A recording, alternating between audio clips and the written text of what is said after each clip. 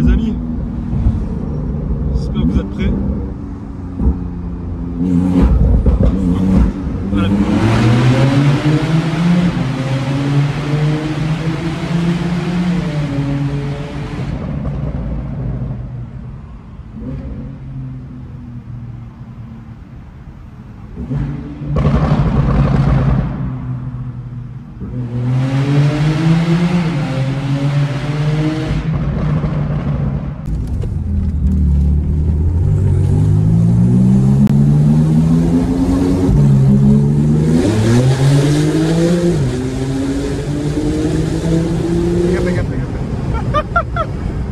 Oh putain. Ouah.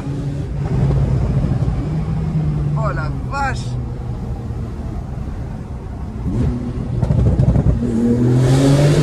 Fais gaffe. Ah.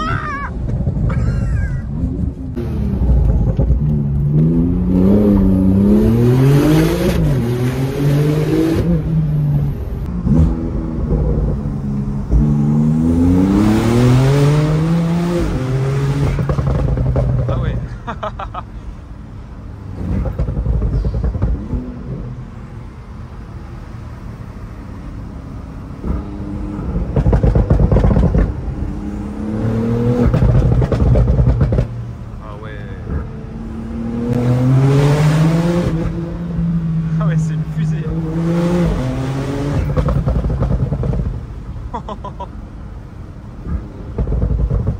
Ah ouais, c'est une fusée.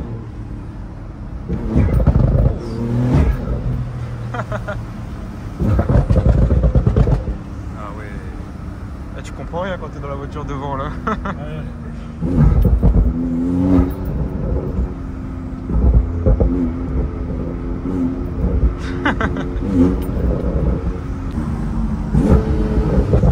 Ah ouais, le rétrogradage.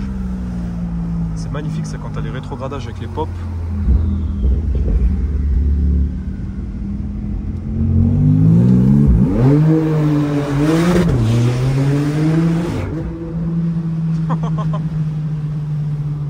Ah ouais. Ah ouais. Oh, comment j'étais pas prêt.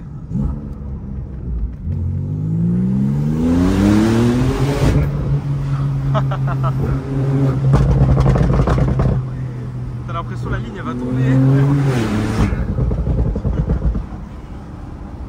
Ah ouais.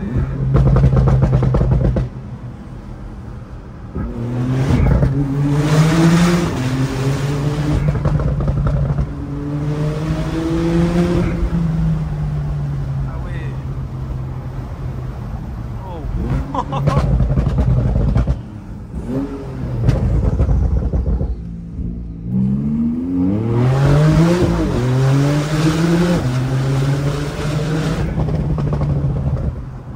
Ah ouais, non, c'est... Ah, j'ai pas les mots.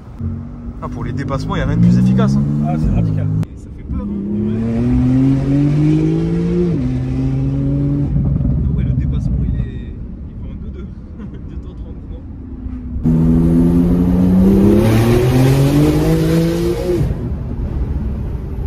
Voilà, on arrive en ville. Choqué. Ça me fait penser à mes cheveux quand j'étais ouvert dans le tunnel là. Oui, c'est un aéroport. Ouais. Le truc. C'est, je pense, la voiture qui nous a le plus choqué de la chaîne YouTube. Bah, finalement, c'est la plus puissante qu'on a essayée. Ouais. Et la plus En bruyante. termes juste de chevaux, Oui. en termes de Newton-mètres, en termes de vitesse max aussi. Ouais. Et puis il y en a qui ont vu la McLaren sur la chaîne, mais McLaren propulsion, Ouais. là on est sur 4 roues motrices. C'est ça. Bon, qu'est-ce que c'est? Bon, bah, c'est une Porsche 911. Voilà. Fin de vidéo? Allez.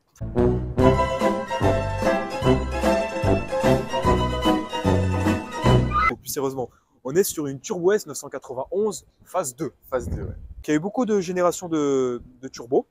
Les dernières les plus connues quand même en 996, 997. Et après en 2013, il y a eu la 991.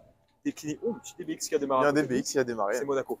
Donc en 2013, il y a eu la 991, phase 1 et phase 2. C'est ça. Phase 2, c'est venu un peu plus tard dans les années. Et en 2020, tu sais, il y a eu la 992. Qu'on voit tout le temps à Monaco, il y en a plein. Mais là, c'est la 991 et on préfère celle-ci. C'est ça, parce que la 992, je la trouve plus aseptisée. Vous savez, vous la reconnaissez direct avec la signature lumineuse arrière. Ouais. En un seul trait, car là, on a des faces séparées. Mais du coup, là, on est sur une 991 phase 2. Quand même, il faut le dire, entre 991 phase 1 et phase 2, il y a eu des différences. Que ce soit turbo ou turbo S. Voilà, pas grande différence, ça reste un facelift. Donc ça. Extérieurement, on va avoir les feux arrière qui sont creusés. Et voilà, 2-3 différences. Et à l'intérieur, voilà, les phares avant et puis à l'intérieur, le volant de la 918 notamment. Quand même. Après, il faut savoir qu'entre la turbo et turbo S, que ce soit en 991 ou 992, 991 phase 1, phase 2, voilà, il y a une augmentation quand même de puissance pour la turbo S. C'est ça, il y a 20 chevaux de plus entre la phase 1 et la phase 2. Donc là, globalement, sur celle-là, on est à quelle puissance? Là, on est à 580 chevaux. Voilà, en théorie. Parce que c'est une phase 2 turbo S, bon, cabriolet. Voilà, 991. En théorie, ouais. En pratique, non. Pourquoi en pratique, non? Parce que il y en a qui ont vu un aileron ou un petit logo qui ouais, puis il y en a qui ont entendu un bruit pas très catholique aussi, je pense qu'ils ont dû comprendre. C'est vrai, ouais. Il n'y a pas juste une ligne, c'est une T-carte. Voilà.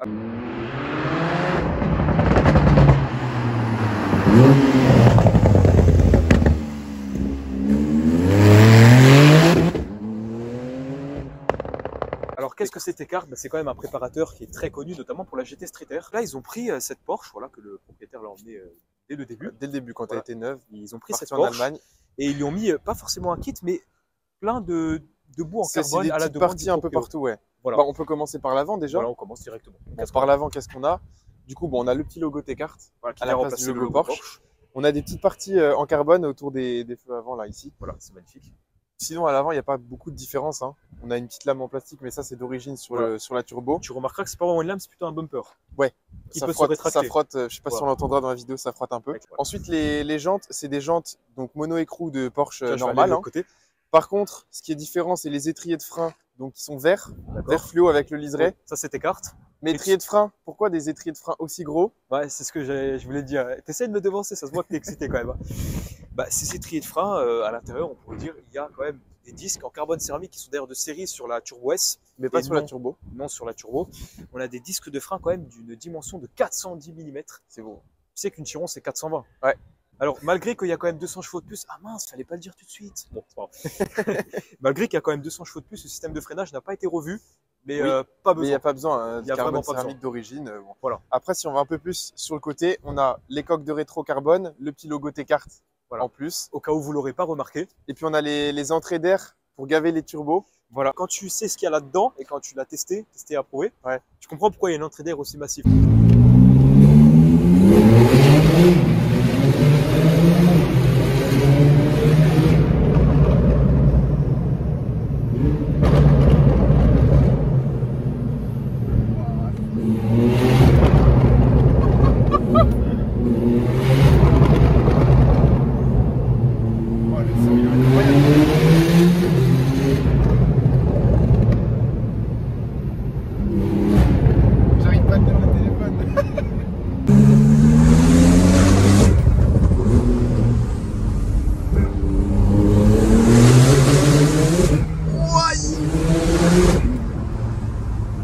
Elle rebondit. Tu vois la route, elle est... Ah ouais, c'est pas la même avec la capote ouverte. Voilà.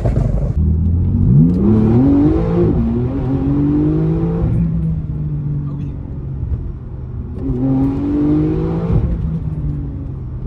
Ah oui, j'ai les yeux qui vont sortir. Oh, le son dedans, il est bon.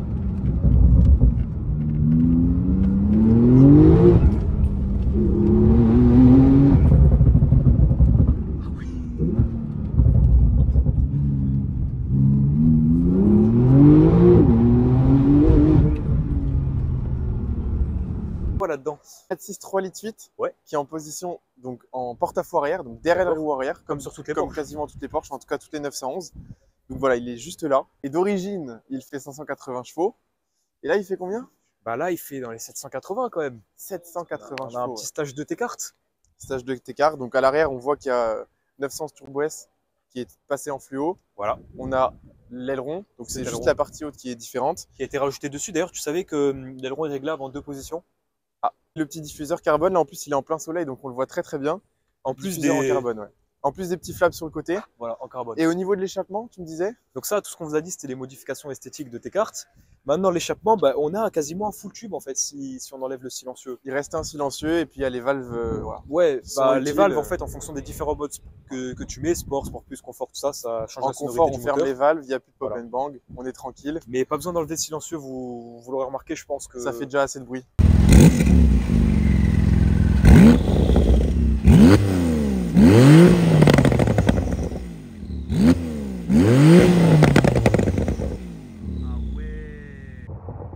Attention, elle arrive. Écoutez ce pop.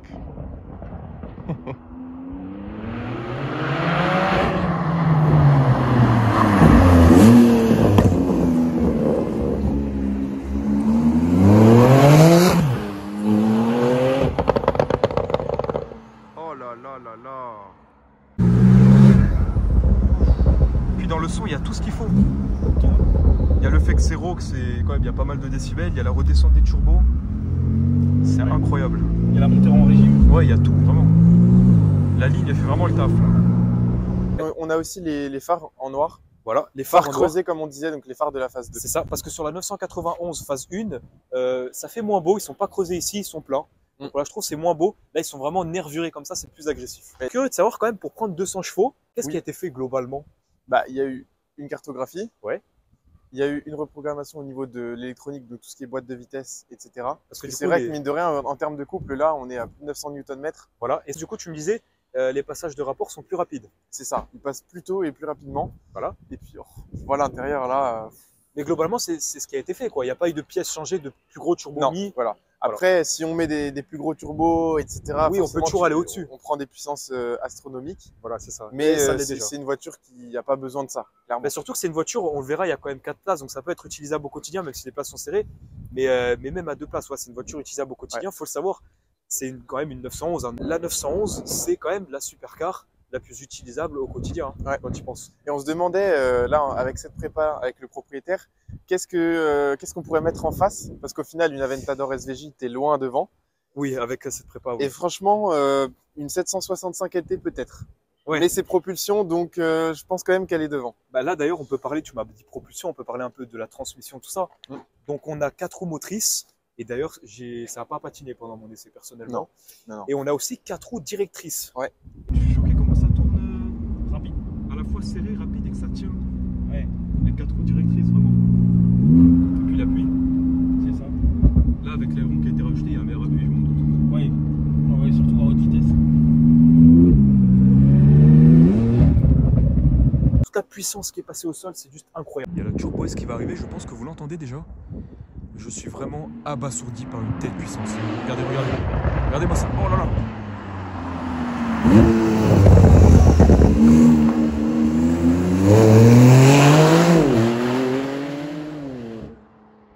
qu'est-ce que c'est que ça? Mais à quel moment ça a été homologué? Mais à quel moment? Par contre, tu sais que c'est 4 roues motrices, mais tu vois qu'elle cabre vraiment. Elle cabre, il y a tellement de puissance. Et d'ailleurs, parlant de transmission, on peut aussi, on a parlé de boîte, on peut dire qu'est-ce qu'on a comme boîte, Nathan? Boîte double embrayage, PDK. Voilà, c'est quand même une boîte très réputée de chez Porsche. Ouais, bah, on avait testé la GT3 RS, on vous met l'affiche juste là. Voilà. Pareil, la boîte était exceptionnelle. Boîte très solide et passage de rapport déjà très rapide. Alors en plus de ça, maintenant elle a été optimisée. Ouais. Franchement, rien à dire. Moi, je serais curieux si vous avez une 765 LT, Ouais. vous voulez faire un petit battle, je serais curieux de mettre ça sur une ligne droite. Voilà, on connaît quelques lignes droites si vous la ramenez. Bah, je pense que si tu mets des virages, la 765 LT sera plus adaptée. Il y a peut-être plus d'appui aéro, peut-être. Mais en ligne droite, je pense qu'elle est devant. Bon, du coup, la pièce maîtresse modifiée par tes cartes, c'est surtout le volant là. Voilà, avec le petit méplat. Le plat, là, tu vois, c'est un peu plus large que d'origine. Voilà, T'as les surpiqûres. Le petit jaune. D'ailleurs, le jaune qu'on retrouve un peu partout, tout le jaune que tu vois, que ce soit là, d'ailleurs, on a le pack chrono, le pack carbone, que ce soit là, que ce soit dans le compteur, que ce soit ici, c'est tes cartes. Ouais. Point Et barre. tu remarqueras que par rapport à la GT3 RS, déjà la GT3 RS n'avait pas de mode de conduite ici. Le petit Et magnétino. tu n'avais pas du tout de bouton. Okay. C'était vraiment type épice, donc tu n'as pas besoin de bouton. Franchement, on est bien, tu as de la place. D'habitude, c'est compliqué avec les voitures en hauteur. Ouais. Là, on était bien, soit en coupé ou en cabriolet, t'es bien. Ouais. Genre, on dépasse moins que la 650S, tu vois. Ouais. Quand même. Ouais. Et les sièges, t'es bien? Je suis trop bien. Merde. La petite vague. On dirait un retour de l'échappement, je te dis, elle est éteinte. 18 positions. C'est bon pour toi? C'est Porsche, hein, c'est on les mettra Allemandes. un petit plan là du côté avec tous les réglages. Parce que même les boutons de réglage du siège, ils sont passés en jaune fluo. Voilà. Bon, globalement, là, on a la petite boîte PDK. Elle fait le taf. On a toutes les petites commandes. Hein, voilà. Et sur le volant, tu as confort, voilà. sport plus et individuel. Et devant le volant, qu'est-ce que j'ai? J'adore ça. Maintenant, il y a les plus 5 compteurs, je sais pas. Tu sais que sur la GT3 RS 992, maintenant, il n'y a plus malheureusement. C'est des écrans, ouais. Des écrans, ouais. La seule chose que je lui reproche. Là, on a les 5 compteurs et celui du milieu qui est passé en jaune avec la zone rouge qui est à 7000. Et là, quand le biturbo il commence à charger, mon gars, tu peux arrêter de regarder les classes J. On est, Petit G500. Quand le biturbo commence à charger. Je pense que je suis pas prêt.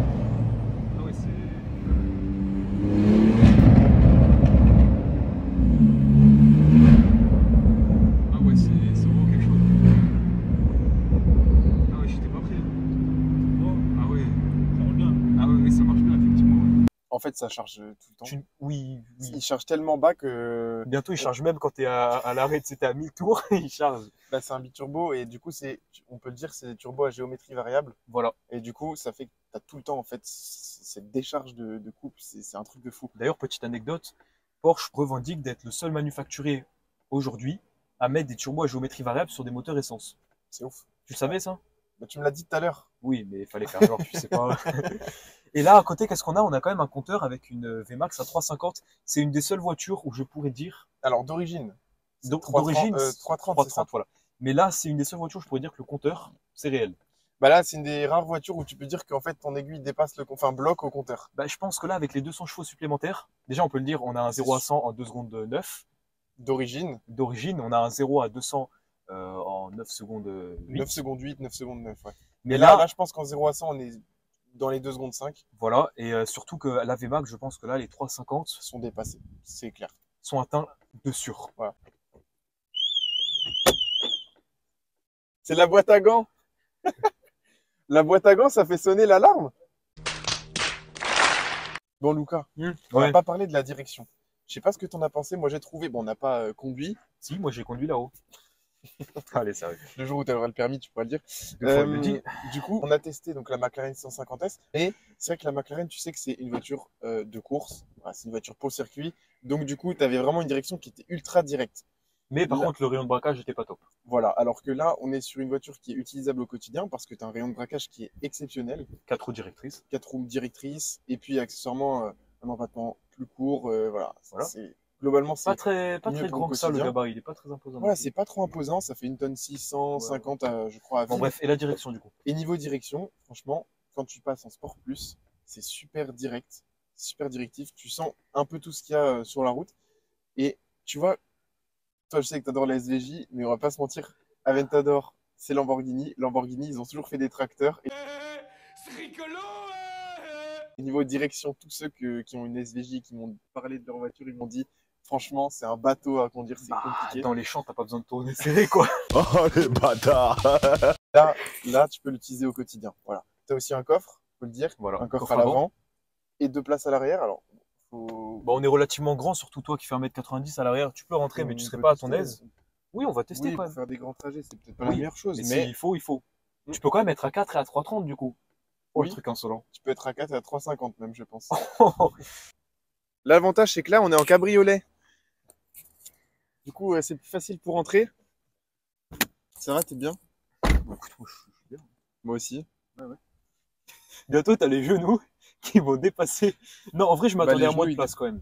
Vraiment. Ouais. Et encore là, je pense qu'on pourrait presque le avancer un peu. Oui. Mais ouais, vraiment, c'est au niveau du dossier, tu sais, il est très très droit. Et puis toi, t'es grand quand même, tu fais 1m90. Hein. La plupart des gens, ils font quand même beaucoup moins. Donc tu fais 1m70 ou 1m80, t'es quand même bien derrière. Ça peut dépanner, ouais. Après, t'as ta femme, tes 2 enfants, c'est parfait. Si t'as des enfants, ça va en vrai. Ouais. Tu les mets derrière, tu vas à 300. T'as le coffre devant. T'as pas mal de rangements quand même à l'intérieur. Regarde là, ici, dans les portes. Et même derrière, t'as les surpiqûres jaunes de partout. Tes cartes, du coup. Bah, t'as du cuir en fait. Oui, c'est très bien fini. Bah, de toute façon, c'est une allemande. Hein. Pas un préjugé, c'est réel. la qualité des finitions, intérieure comme extérieure, est au rendez-vous. Hein. Et même en termes de problèmes techniques, ça reste quand même relativement fiable, les 911. Oui, Porsche, c'est fiable. Bon, après, si tu fais un stage 2, forcément, tu t'enlèves de la si tu fais un launch control tous les jours aussi. Voilà. Voilà. Mais on n'est pas sur une fiabilité de Aventador SVJ. Mais tu veux vraiment l'attaquer, mon SVJ. Hein. Sinon, niveau prix de ce petit joujou, bah écoute, en cab, c'est un peu plus cher qu'en coupé, c'est normal. Ouais. Pas en T-cart, hein, je te parle en normal et neuf, sans option et sans malus. Ouais, t'en avais à 215, 220 000, ce qui est quand même assez raisonnable. Ouais, mais du coup, personne n'achète une Porsche sans option. Non. Donc avec option et avec malus, t'es à plus de 300. Rien que là, t'as pas chrono, t'as pas que carbone, Ouais. Et après, tu rajoutes 40 000 euros de T-cart. Même plus. Même plus, ouais. Même plus avec le stage 2. C'est vrai. C'est un prix. Mais vraiment, ça me choque parce que même avec les quasiment 800 chevaux et 1000 Nm, c'est roulable au quotidien. Ouais. Vraiment, c'est ouf. Pas comme une SVJ.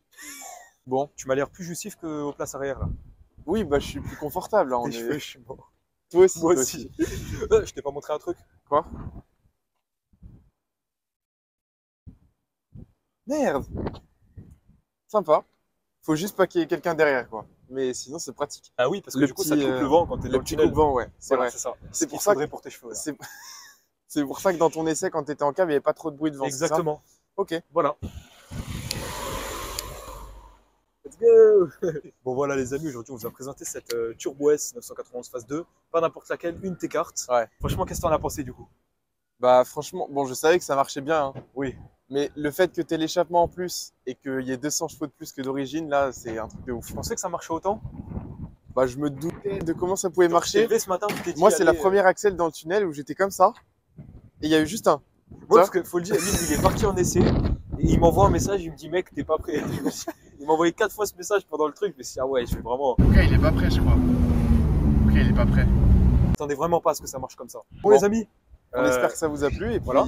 Toi, je crois que tu vas partir en essai. Hein. Bah, moi, je suis déjà parti. Ah, t'es ému, je crois. Tu perds tes moyens. Non, les amis, on vous balance la suite de mon essai maintenant.